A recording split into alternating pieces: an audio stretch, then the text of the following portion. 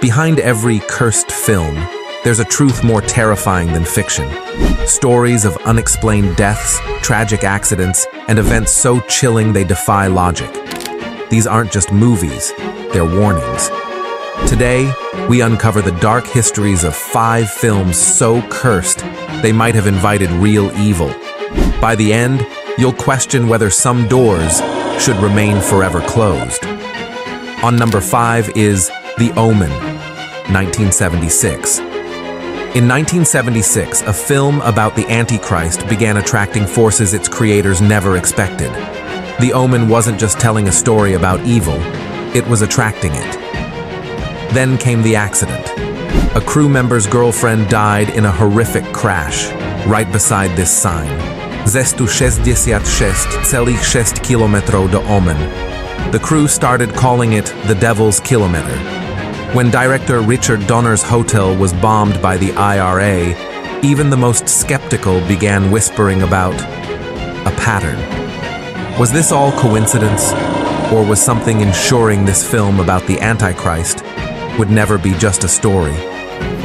On number 4 is Poltergeist, 1982. The Poltergeist franchise promised family-friendly scares. What it delivered was a real-life horror story spanning decades. 2 child stars met tragic ends. Dominique Dunne was strangled by her ex-boyfriend. Heather O'Rourke died at 12 from cardiac arrest. The most infamous secret? Those skeletons weren't props. To save money, the studio used real human remains. Crew members reported constant malfunctions, lights swinging without power, unexplained cold spots. Some say the spirits from those bones never left the set. When you play with forces you don't understand, sometimes they play back. Number 3 is The Exorcist, 1973. No cursed film list is complete without the granddaddy of them all. But what happened behind the scenes of The Exorcist was more disturbing than anything on screen. 9 deaths connected to the production. Actors Jack McGowran and Vasiliki Maliaros both died during filming. The set burned down not once, but twice. Fire crews found no logical cause either time. Linda Blair's violent convulsions weren't all acting. The rigs damaged her spine permanently. Ellen Burstyn's back injury ended her stunt work forever. Even the voice of Pazuzu, Mercedes McCambridge, suffered unexplained tragedies for years after. When you film a real exorcism ritual, does something come home with you? Movie number 2 is Rosemary's Baby, 1968. Some films don't just predict tragedy, they invite it. Roman Polanski's masterpiece about satanic pregnancy became horrifically prophetic.